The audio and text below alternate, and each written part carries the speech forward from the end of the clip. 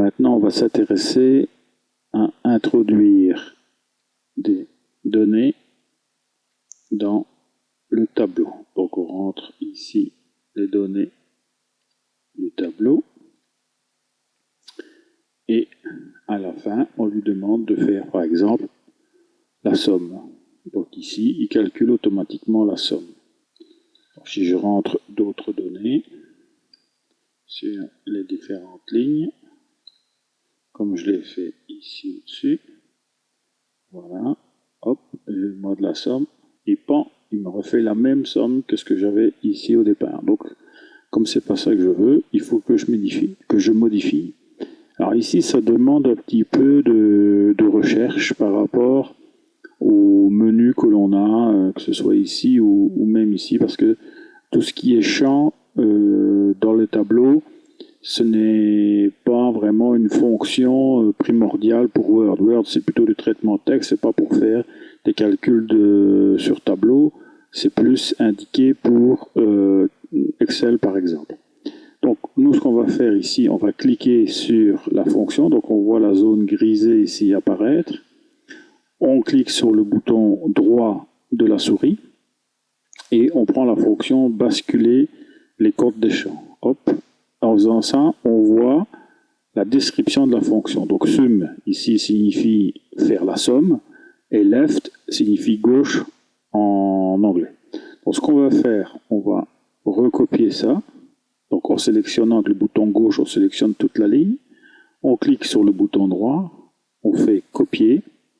On insère dans la ligne suivante, on refait bouton droit et on clique sur coller. Donc ici,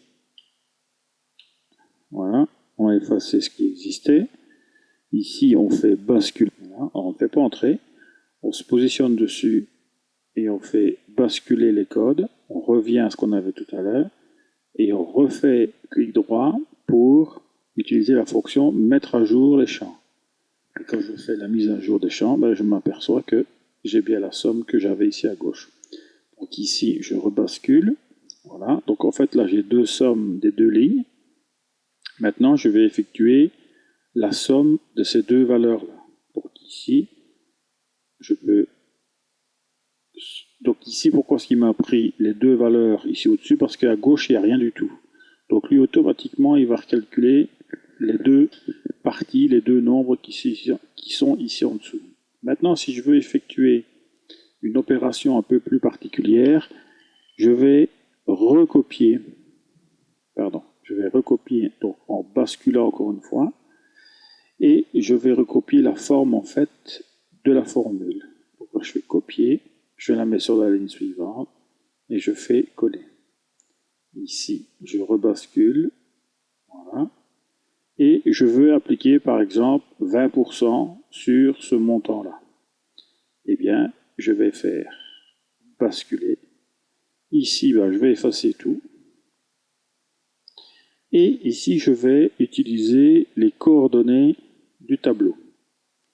Alors, savoir que celle-ci, où il y a le titre, c'est la colonne A. Donc, ça fera A, B, C, D, E, F. Donc, on va taper F. Et le 199 se trouve à la ligne 1, 2, 3, 4, 5. On tape 5. On tape étoile pour faire la fonction multiplier. Et on multiplie par 1.20. D'accord ? On bascule. Et on fait une mise à jour. Et il fait une merveilleuse erreur de syntaxe. Donc là, on rebascule. Parce qu'il n'a pas pris le point. On va lui mettre une virgule. On rebascule. Et on fait une mise à jour. Et voilà, j'ai bien le montant que j'avais souhaité. Donc on peut faire la même chose, par exemple, sur deux cellules. Par exemple, on va prendre la cellule, celle-ci, 5 et 52. Donc on va faire une somme, on s'en fout. Voilà, on clique dessus, on bascule, on efface, sauf les accolades avec le signe égal. Donc on va prendre 5, donc c'est bien A, puis, donc ça fait la colonne A, la ligne 1, 2, 3.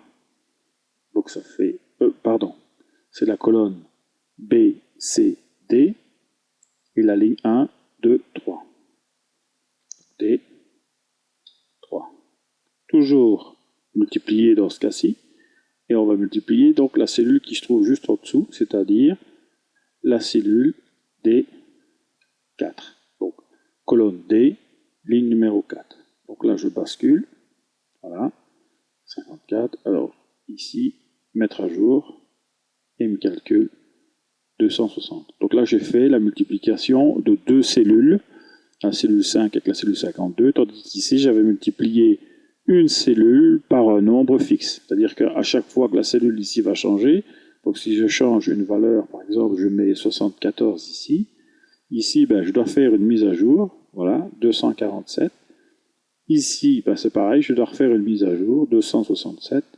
Et ici, il faut que je fasse une mise à jour. Il me met 320,4. Donc ici, la difficulté, c'est qu'il faut faire des remises à jour pour les sommes que vous avez mis dans votre tableau. Encore une fois, c'est une fonction en plus, mais ce n'est pas le but de Word de faire des tableaux. C'est juste pour avoir des petits tableaux et pouvoir faire des calculs, notamment lorsqu'on veut faire, par exemple, une facturation. Donc voilà pour les calculs.